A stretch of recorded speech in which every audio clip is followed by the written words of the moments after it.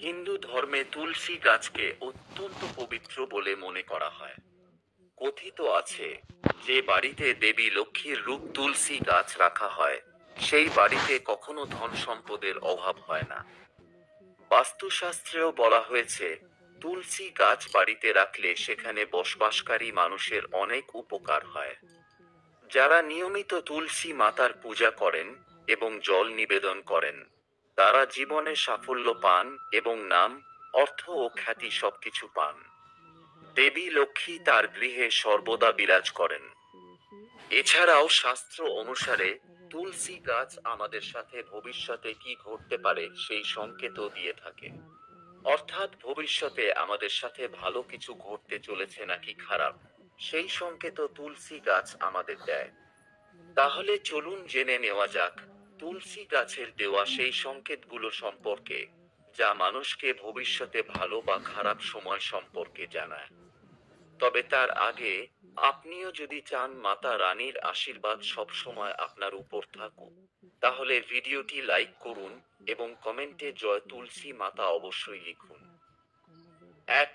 যদি আপনার বাড়িতে রাখা তুলসী গাছের চারপাশে অন্যান্য ছোট গাছপালা জন্মাতে শুরু করে, তবে এটি একটি খুব শুভ লক্ষণ হিসাবে বিবেচিত হয়।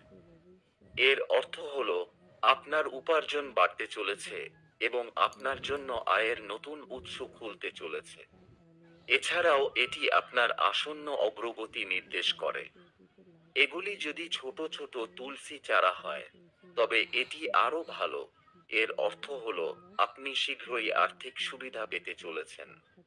শুধু তাই নয়, এটি ইঙ্গিত দেয় যে দেবী লক্ষ্মী খুব শীঘ্রই আপনার বাড়িতে বাস করবেন।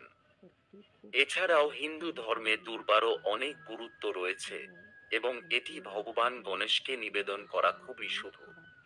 এমন অবস্থায় যদি তুলসী গাছের কাছে দুর্বা জন্মাতে শুরু করে, তবে এটি একটি খুব শুভ লক্ষণ দেয়। এর অর্থ হলো আপনার আর্থিক পরিস্থিতি আরো শক্তিশালী হতে চলেছে এবং অর্থ সংক্রান্ত সমস্যাগুলি দূর হতে চলেছে। 2.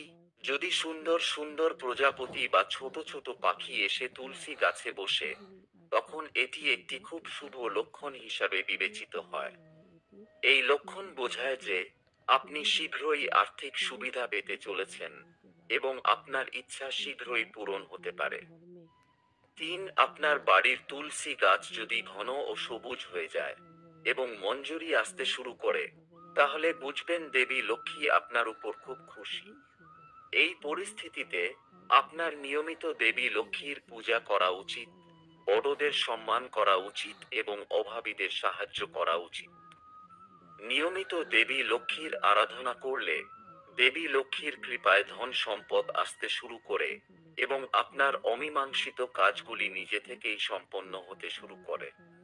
এছাড়াও বাড়ির তুলসী গাছে মঞ্জুরি এলে এটি ভগবান বিষ্ণু এবং মা লক্ষ্মীর পূজার সময় নিবেদন করা উচিত। এর দ্বারা আপনি ভগবান বিষ্ণু এবং মা লক্ষ্মীর বিশেষ আশীর্বাদ পেতে পারেন। 4. ঘরে রাখা তুলসী গাছের পাতা যদি হঠাৎ সবুজ থেকে হলুদ হয়ে যায়, তার মানে ঘরে নেতিবাচকতা বাড়ছে, ঝামেলা আসতে চলেছে, ঘরে ছড়িয়ে পড়তে পারে রোগবালাই। এছাড়াও যদি আপনার বাড়িতে রাম তুলসী রাখা হয় এবং তা আপনা আপনি শ্যাম তুলসীতে পরিণত হয়, অর্থাৎ সবুজ পাতা নিজে থেকেই বেগুনি হয়ে যায়, তাহলে আপনি অবশ্যই দেবী লক্ষ্মীর আশীর্বাদ পাবেন। এছাড়াও তুলসী পাতা যদি কালো রঙের হয়, তার মানে শ্রী রাধা রানী এবং শ্রীকৃষ্ণ আপনার সাথে আছেন, আপনার ঘরে সবকিছু শুভ এবং আনন্দদায়ক হতে চলেছে। 5. আপনি নিশ্চয়ই অনেকবার লক্ষ্য করেছেন যে ঘরে লাগানো তুলসী গাছ হঠাৎ শুকিয়ে যেতে শুরু করে। অনেক প্রচেষ্টা এবং নিয়মিত জল দেওয়া সত্ত্বেও তুলসী গাছ শুকিয়ে মারা যায়। শাস্ত্র অনুসারে তুলসী গাছ শুকিয়ে গেলে বোঝায় যে আপনার ঘরে নেতিবাচক শক্তি বাস করে। এছাড়াও বাড়িতে কিছু বড় সংকট আসতে চলেছে, যা তুলসী গাছ দ্বারা বোঝা যাচ্ছে।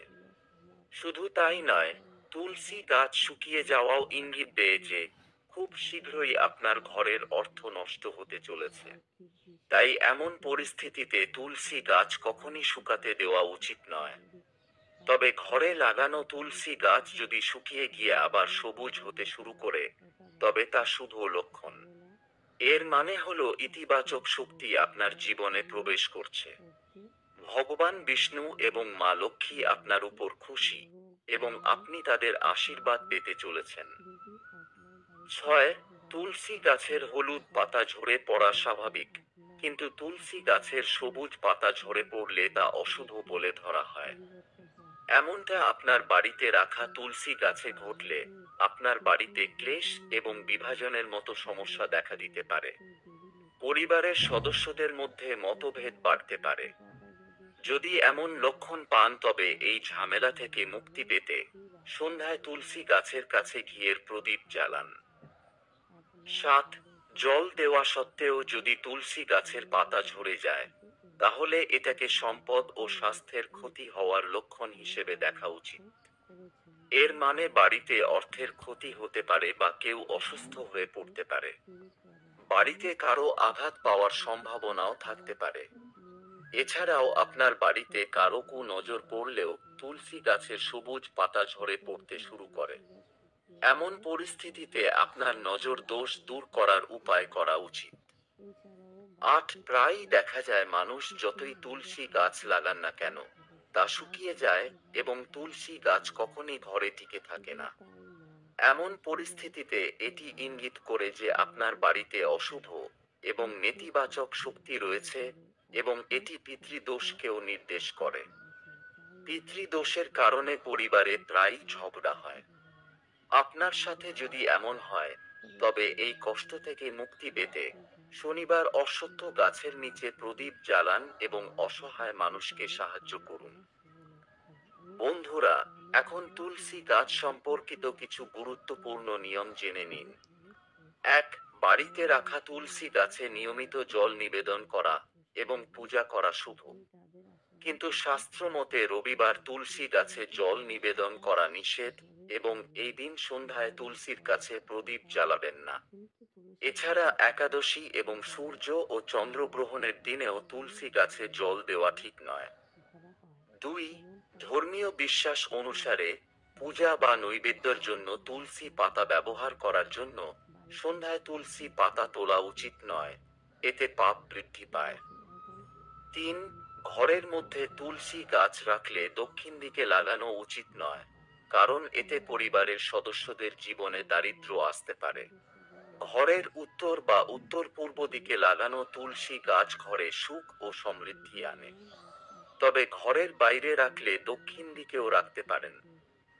প্রিয় বন্ধুরা, আজকের ভিডিও এখানেই শেষ করছি। ভিডিও থেকে নতুন কিছু শিখতে পারলে ভিডিওতে লাইক করে কমেন্ট বক্সে জয় মাতা তুলসী লিখতে ভুলবেন না। এছাড়াও এরকম ভিডিও প্রতিদিন দেখার জন্য আমাদের চ্যানেলটি অবশ্যই সাবস্ক্রাইব করে রাখুন। দেখা হবে পরের ভিডিওতে। ভালো থাকবেন।